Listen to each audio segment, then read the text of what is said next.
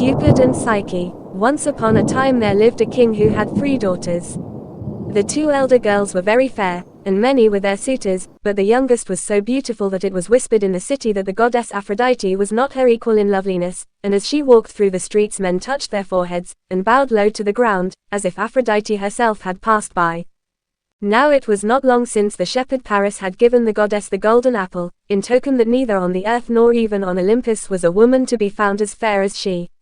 And when she heard of the honors paid to Psyche, she rose up in her wrath and sent a winged messenger for Cupid, her son. "Come with me," she said. When Cupid appeared before her, "I have somewhat to show you," and without further speech the 2 flew through the air together, till they reached the palace where Psyche was sleeping. "That is the maiden to whom men pay the homage due to me alone," she whispered, while her grey eyes darted gleams like fire. "I have brought you hither that you may avenge me by pricking her with an arrow that will fill her heart with love for one of the basest of mortals. And now I must depart in haste, for Oceanos awaits me." Aphrodite vanished, but Cupid remained where he was, gazing on the sleeping maiden and confessing in his heart that those who paid her the honors due to his mother were not much to blame. "Never will I do you such wrong," he murmured, "as to mate you with some base wretch, who has no thought beyond the wine cup. From me and my darts you are safe. But am I safe from yours?" Then, fearing to stay any longer, lest his mother should wax wroth with him, he also took his way to the palace of Oceanos. If Aphrodite had not been a goddess, and had known a little more about the hearts of men, she might not have envied Psyche so bitterly, for, though all men bowed down before her and worshipped her beauty, each felt that she was too far above him to woo for his bride. So that, while her sisters had homes and children of their own, Psyche remained unasked and unsought in her father's palace. At length the king grew frightened as months and years slipped by, and Psyche was past the age when Greek maidens left the hearth where they had grown into girlhood. He summoned some wise men to give him counsel, but they shook their heads, and bade him consult the oracle of his fathers. It was a 3 days' journey to his shrine, and then no man knew when the oracle would speak, so the king took with him sheep and oxen, and skins of wine for himself and his followers. 10 days later he returned to the city with bowed head and white face. The queen, with anxious heart, had been watching his arrival from the roof of the palace, and awaited him at the door of the women's apartments. "What has happened?" she said, as she greeted him, but he drew her on one side, where none might hear them. "The oracle has spoken," answered he, "and decrees that Psyche shall be left upon a barren rock till a hideous monster shall come and devour her. And it is for this that men have paid her honors which were the portion only of the gods. Far better had she been born with the hair of Medusa and the hump of Hephaestos." At these dreadful tidings the queen and her maidens broke into weeping, and when the news spread through the city no sounds but those of wailing were heard. Only the voice of Psyche was silent among them.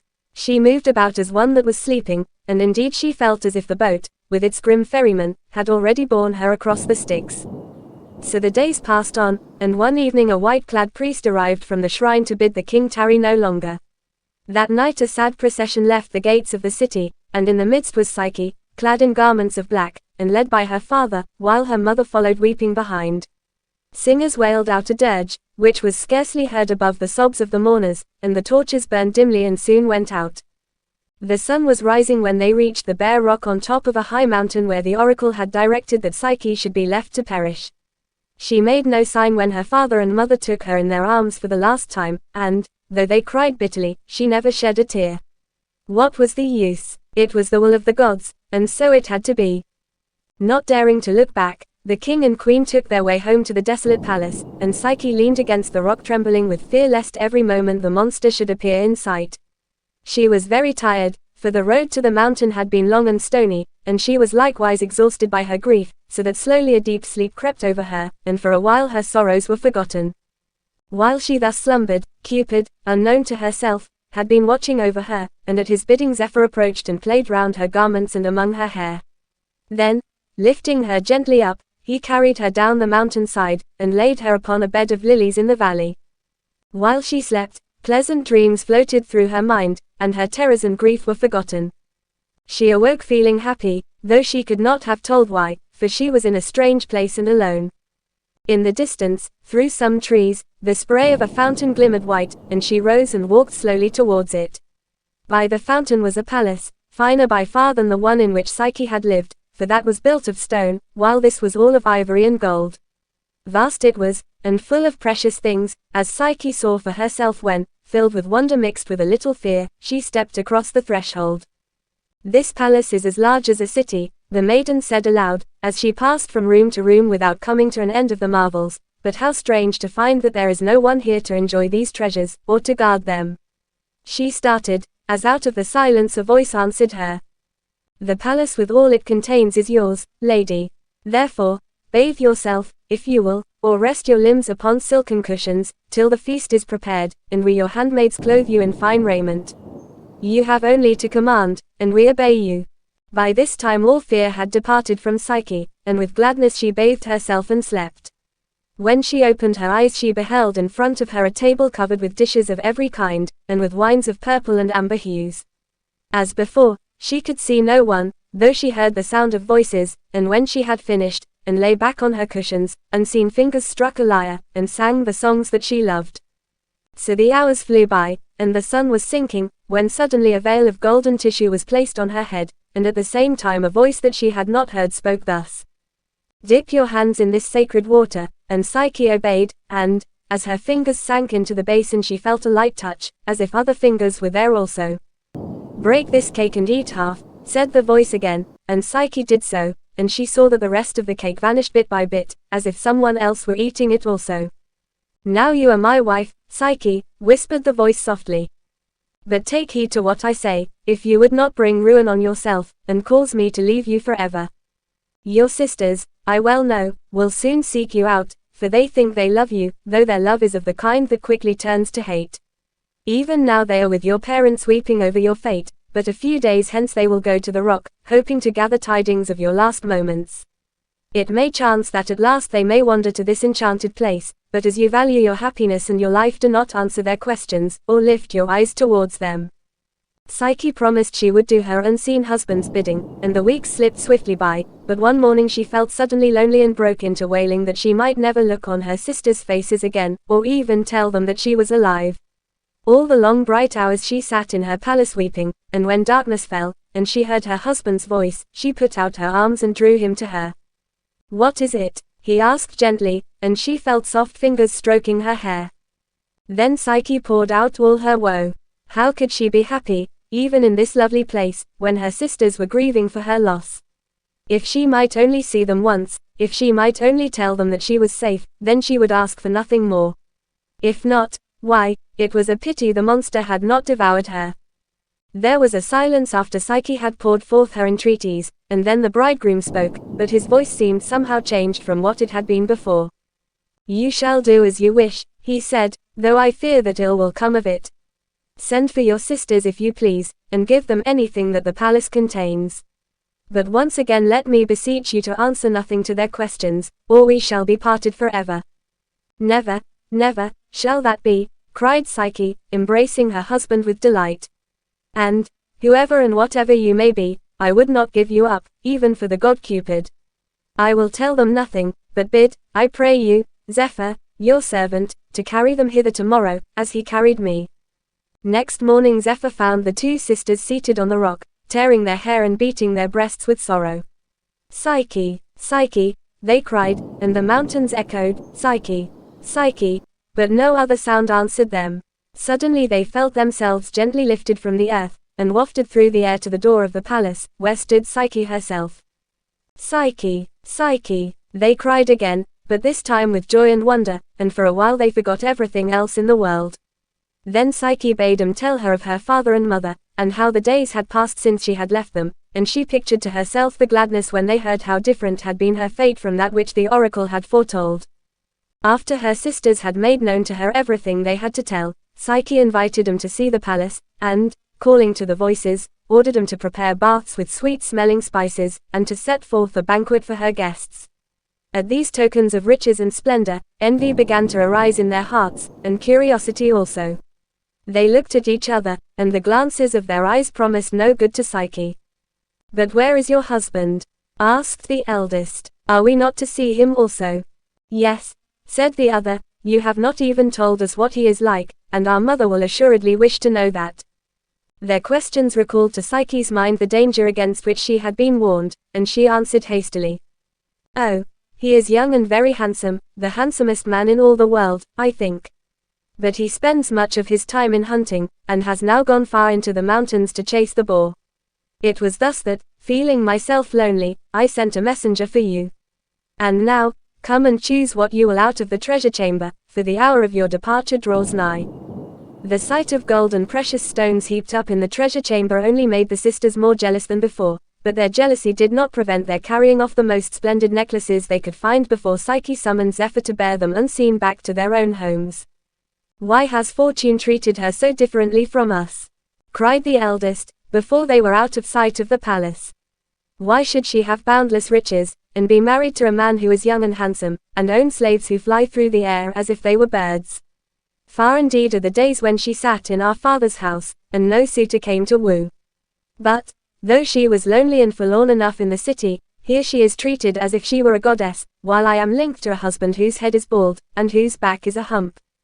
My plight is worse than yours, groaned the other sister, for I have to spend my time nursing a man who is always ill and rarely suffers me to leave his side. But do not let us flatter her pride by telling our father and mother of the honors fate has heaped on her. Rather let us consider how best to humble her and bring her low. Meanwhile night had fallen, and Psyche's husband came to her side.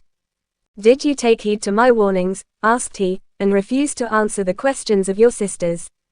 Oh yes, cried Psyche, I told them nothing that they wished to know. I said that you were young and handsome, and gave me the most beautiful things in the world, but that they could not see you today, for you were hunting in the mountains. So far it is well, then, sighed he, but remember that even at this moment they are plotting how they may destroy you, by filling your heart with their own evil curiosity, so that one day you may ask to see my face. But recollect, the moment you do this I vanish forever. Ah, you do not trust me, sobbed Psyche, yet I have shown you that I can be silent. Let me prove it again by suffering Zephyr to bring my sisters once more, and then never, never will I crave another boon from you. For long her husband refused to grant her what she asked, but at last, wearied by her tears and prayers, he told her that this once she might bid Zephyr bring her sisters to her. Eagerly they ran through the garden into the palace, and greeted Psyche with warm embraces and gentle words, while she on her part did everything she could think of to give them pleasure. As before, she bade them choose whatever they most desired, and when they had returned from the treasure chamber and were eating fruit under the trees by the fountain, the elder sister spoke. How it grieves me to see you the victim of such deceit, and how I long to be able to ward off the danger. What do you mean by such words? Asked Psyche, turning pale. No one is deceiving me, and no goddess could be happier than I. Ah, you do not know, I dare not tell you, gasped the other in broken accents. Sister, you try, I cannot shape the words. It is hard, but my duty demands it of me, said the second sister. It is, oh, how shall I tell it? Your husband is not such as you think, but a huge serpent whose neck swells with venom, and whose tongue darts poison. The men who work in the fields have watched him swimming across the river as darkness falls, at the moment that he goes to seek you. The groans and sobs, no less than their words, convinced Psyche, who fell straightway into the pit they had digged for her. It is true, she said with a trembling voice, that never yet have I beheld my husband's face, and that many times he has warned me that the moment my eyes light upon him he will abandon me forever. His words were always sweet and gentle, and his touch hardly resembles the skin of a serpent. It is not easy to believe, but yet, if you know, I pray you, of your love for me, to come to my aid in this deadly peril. Ah, hapless one, it is for that we are here, answered the elder, and this is what you must do. This very night, fill a lamp full of oil, and cover it with a dark cloth, so that not a ray of light can be seen, then take a sharp knife and hide it in your bosom. After the serpent is sound asleep, steal softly across the room, and snatch the cloth from the lamp, so that you may see where to strike home, for if he should wake before you have cut off his head your life will be forfeit. Having said this, they both hurriedly embraced their sister, and were wafted home on the wings of Zephyr. Left alone, Psyche flung herself on the ground, and for many hours lay trying to subdue her misery. At one moment she thought that she could not do it, that her sisters might be wrong after all. But her faith in them was strong, and as night approached she rose up to do their bidding. So well did she feign happiness that her husband heard no change in her voice as she bade him welcome, and, having traveled far that day, he soon laid himself down on the couch and fell sound asleep. Then Psyche seized the lamp and snatched off the covering, but by its light she saw stretched on the cushions, not a huge and hideous serpent, but the most beautiful of all the gods, Cupid himself. At this sight her knees knocked together with surprise, and she gave a step backwards, and the lamp, trembling in her hand, let fall a drop of burning oil on Cupid's shoulder. He sprang to his feet, and with one reproachful look he turned, and would have flown away had not Psyche grasped his leg, and was borne up with him into the air, till at length her strength gave way and she fell to the ground, where for some time she remained unconscious. When her senses came back, she was so miserable that she sought eternal forgetfulness in a neighboring stream, but the river, in pity, carried her gently along and placed her on a bank of flowers. Finding that even the river would have none of her, she rose up, and resolved to wander night and day through the world till she should find her husband. The first spot at which she halted was a temple on the top of a high mountain, where, to her surprise, she saw blades of wheat, ears of barley, sheaves of oats, scythes and plows, all scattered about in wild confusion. Never before had she seen such disorder about a temple, and, stooping down, she began to separate one thing from another and to place them in heaps. While she was busy with this, a voice cried to her from afar, "Unhappy girl, my heart bleeds for you. Yet even while you are pursued by the wrath of Aphrodite, you can labor in my service. May you find some day the rest that you deserve. But now, quit this temple, lest you draw down on me the anger of the goddess." With despair in her soul, Psyche wandered from one place to another, not knowing and not caring whither her feet might lead her. At length she was tracked and seized by one of Aphrodite's attendants, who dragged her by the hair into the presence of the goddess herself. Here she was beaten and scourged, both by whips and by cruel words, and, when every kind of suffering had been heaped on her, Aphrodite took a number of bags containing wheat, barley, millet, and many other seeds, and, tumbling them all into one heap, bade her separate and place them each in its own bag by the evening. Psyche stood staring where Aphrodite had left her, not even trying to begin a task that she knew to be hopeless. She would certainly be killed, thought she, but, after all, death would be welcome, and she laid her weary body on the floor and sought sleep. At that moment a tiny ant, which had been passing through the storehouse on his way to the fields, and saw her terrible straits, went and fetched all his brothers, and bade them take pity on the damsel, and do the work that had been given to her. By sunset every grain was sorted and placed in its own bag, but Psyche waited with trembling the return of Aphrodite, as she felt that nothing she could do would content her. And so it happened, when Aphrodite entered, and thirsting for vengeance, cried with glee, "Well, where are my seeds?" Psyche pointed silently to the row of bags against the wall, each with its mouth open, so that at the first glance it could be seen what kind of seed it contained. The goddess grew white with rage, and screamed loudly, "Wretched creature, it is not your hands that have done this. You will not escape my anger so easily," and, tossing her a piece of bread, went away, locking the door behind her. Next morning the goddess bade one of her slaves bring Psyche before her. "In yonder grove," she said, "on the banks of a river, feed sheep whose wool is soft as silk and as bright as gold. Before night I shall expect you to return with as much of this wool as will make me a robe. And I do not think that you will find anyone to perform your task this time." So Psyche went towards the river, which looked so clear and cool that she stepped down to the brink, meaning to lay herself to rest in its waters. But a reed sang to her, and its song said, "O Psyche, do my bidding and fear nothing. Hide yourself till evening, for the sheep are driven mad by the heat of the sun, and rush wildly through the bushes and thickets. But when the air grows fresh they sink exhausted to sleep, and you can gather all the wool you want from the branches." Then Psyche thanked the reed for its counsel and brought the wool safely back to the goddess, but she was received as before with scornful looks and words, and ordered to go to the top of a lofty mountain and fill a crystal urn from a fountain of black water which spouted from between walls of smooth rock. And Psyche went willingly, thinking that this time surely she must die.